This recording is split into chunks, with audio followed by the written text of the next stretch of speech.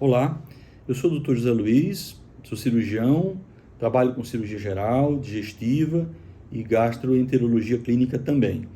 No vídeo de hoje nós vamos conversar um pouco a respeito de alguns termos muito comuns quando as pessoas fazem, às vezes uma tomografia, às vezes faz uma endoscopia, às vezes faz uma colostomia e encontra um tal de um divertículo.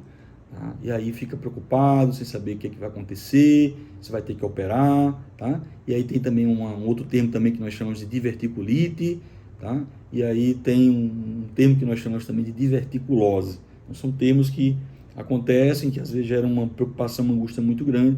A gente vai discutir um pouquinho a respeito desse assunto. Se você tem curiosidade em assuntos da saúde, dicas de saúde, tem interesse nesse tema, então você está no lugar certo.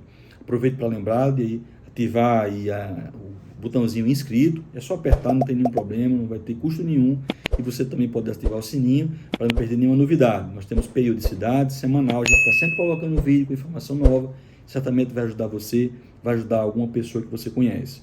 Então vamos discutir um pouco a respeito desses assuntos aí. Então o que seria um divertículo? Um divertículo seria uma saculaçãozinha daquela região do intestino. É como se fosse uma pequena hérniazinha na região daquele segmento ali. Um divertículo, ele pode acontecer no esôfago, no estômago, no duodeno, né, no intestino delgado, pode acontecer no intestino grosso também, então ele pode acontecer em várias regiões. Tá? A diverticulose, a gente dá esse termo quando o paciente ele possui vários divertículos. Então, aquela condição, o paciente tem vários divertículos, nós chamamos de diverticulose. Tá? Não é o fato de ter o divertículo ou ter vários divertículos, né, que configura a diverticulose, que necessariamente indica que o paciente vai precisar ser submetido a alguma cirurgia. Normalmente, esses divertículos eles são inocentes, não geram nenhum tipo de problema e podem ser simplesmente acompanhados.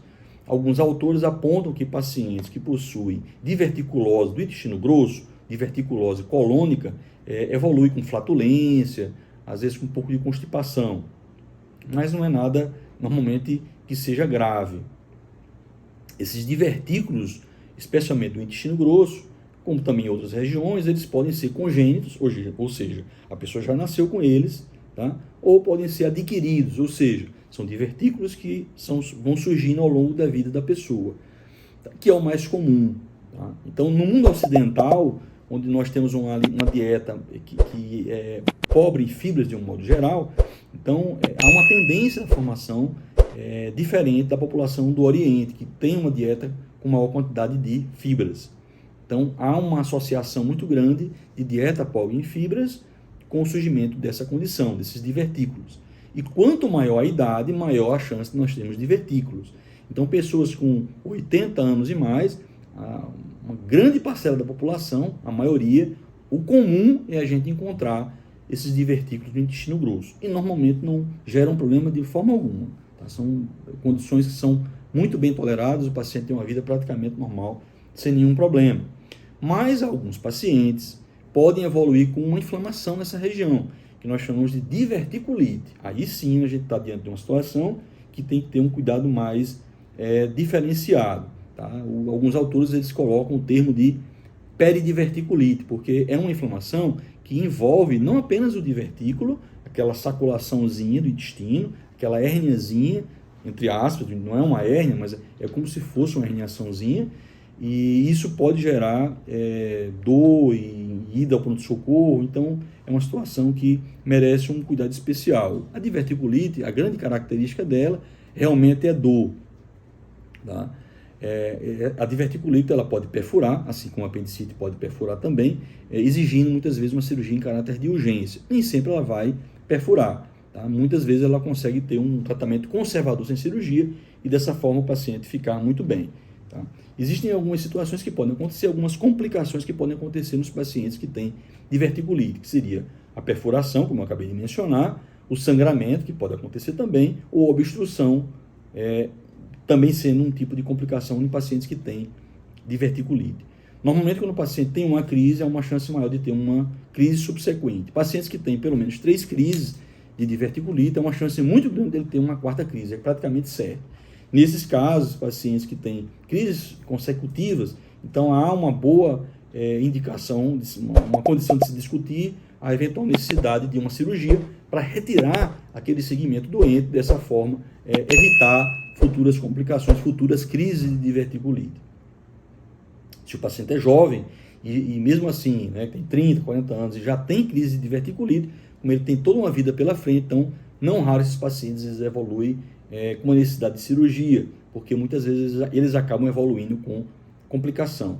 Quando você faz uma colonoscopia, às vezes o endoscopista ele descreve presença de divertículos com colo estreito, presença de divertículos com colo largo. O que significa isso? É que olhando por dentro, vou colocar uma imagenzinha aqui para você entender melhor, então você vai perceber que tem uns buraquinhos lá, né? É a visão interna, não são buraquinhos, né? Cada buraquinho desse aí você vai ter um saquinho, que é um divertículo. Quando esse buraquinho aí é estreito, então há uma chance maior das fezes, do material intestinal, entrar nesse caminhozinho aí, nesse canalzinho, nesse saquinho, e não voltar. E ele preso lá, vai ter uma hiperproliferação bacteriana, vai ter estase, vai ficar parado lá, e aí pode acabar inflamando. Quando esse buraquinho, quando esse colo é largo, então, que é o mais comum, né? Então ele acaba não inflamando. Por quê? Porque o material fecal, intestinal, ele entra no divertículo e acaba voltando. E isso acaba fazendo com que ele seja eliminado e não vai desencadear uma hiperproliferação bacteriana e não vai agredir aquela região do intestino. Joia? Então, deu para entender? Então, divertículo, diverticulose, né? Que seria a doença diverticular, e a diverticulite. São situações distintas, cada uma com a sua característica. Em princípio, não deve preocupar, mas um médico deve ser consultado para ver em que situação você se enquadra. Tá? Mas, de um modo geral, não geram maiores preocupações. Ok? Então, se esse vídeo esclareceu para você, dá um like aí. Aproveite para lembrar de se inscrever no canal, ativar o sininho para não perder nenhuma novidade. A gente tem aqui periodicidade semanal, de sempre colocar informação de qualidade toda semana para você se manter bem informado sobre assuntos relacionados à saúde. Tá? Pois um abraço, obrigado pelo carinho, pela companhia até aqui e até o próximo vídeo.